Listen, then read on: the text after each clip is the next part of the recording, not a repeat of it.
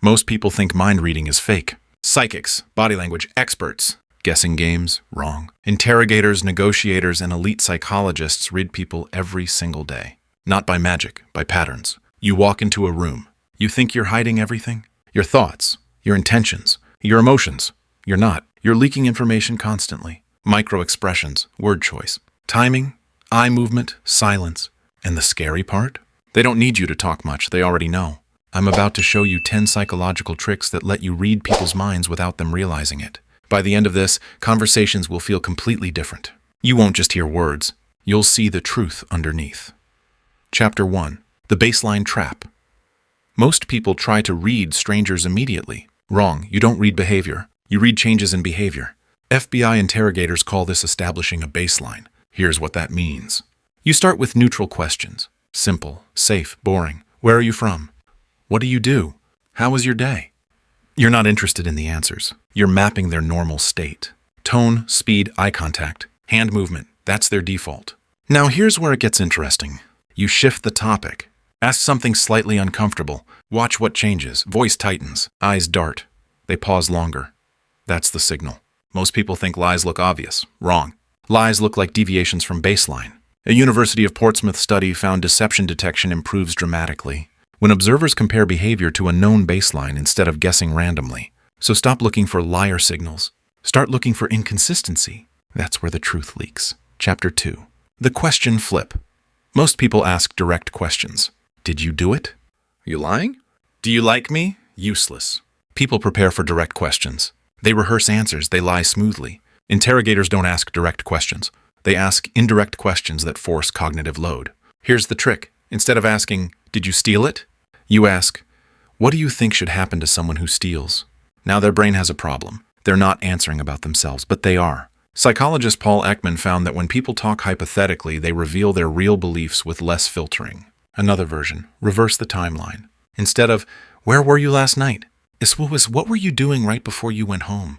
Liars struggle with reversed sequences. Truth tellers don't, because memory is stored sequentially. Lies are constructed, and construction breaks under pressure. So stop asking obvious questions. Ask sideways. That's how you read what they don't want to say. Chapter 3. The Silence Weapon.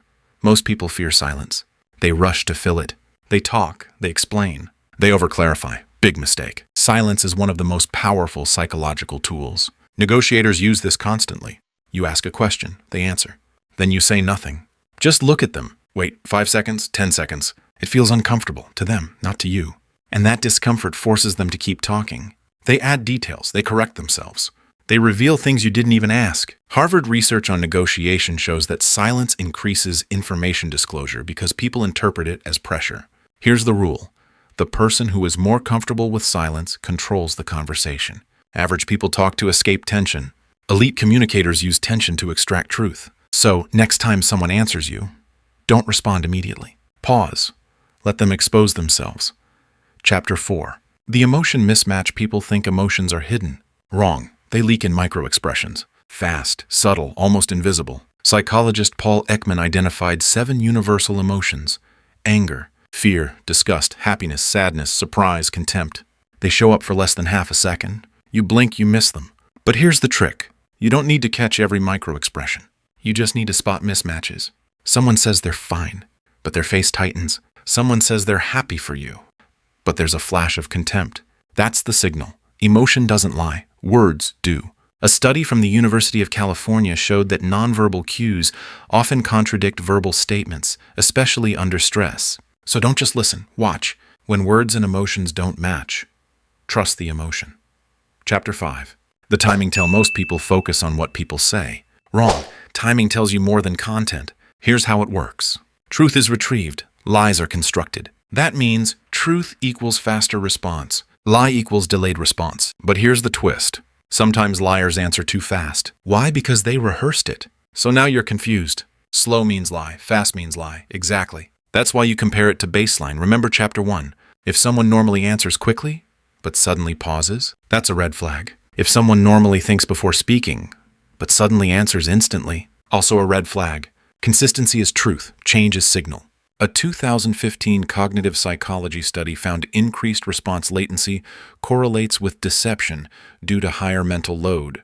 So don't just listen to words. Measure time. That's where the brain slips. Chapter 6. The forced choice trick. Most people ask open-ended questions. Why did you do that? What happened? Bad move. Too much freedom. People can lie easily. Instead, give them two choices, both leading to truth. Example.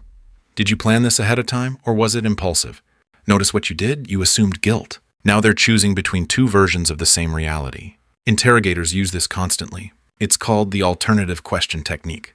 People feel safer choosing than denying. Because denial feels confrontational, choice feels cooperative.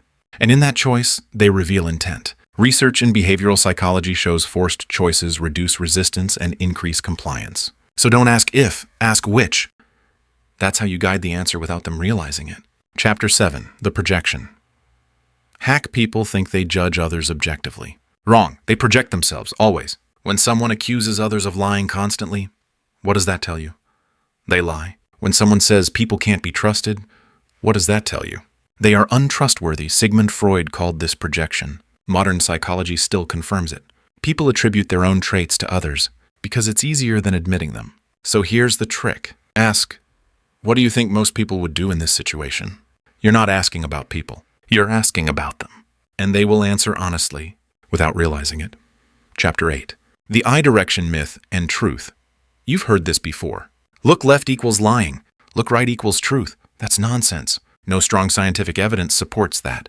But here's what actually works. Eye behavior changes under stress. Blink rate increases, eye contact breaks, pupil dilation shifts. A study in psychophysiology shows pupils dilate when cognitive effort increases. Translation: when someone is thinking harder than usual, something is off. Again, baseline matters. If someone normally maintains eye contact, then suddenly avoids it, signal.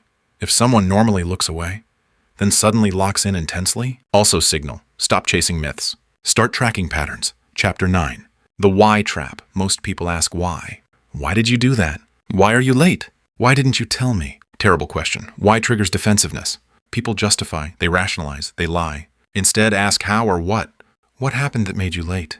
How did you decide that?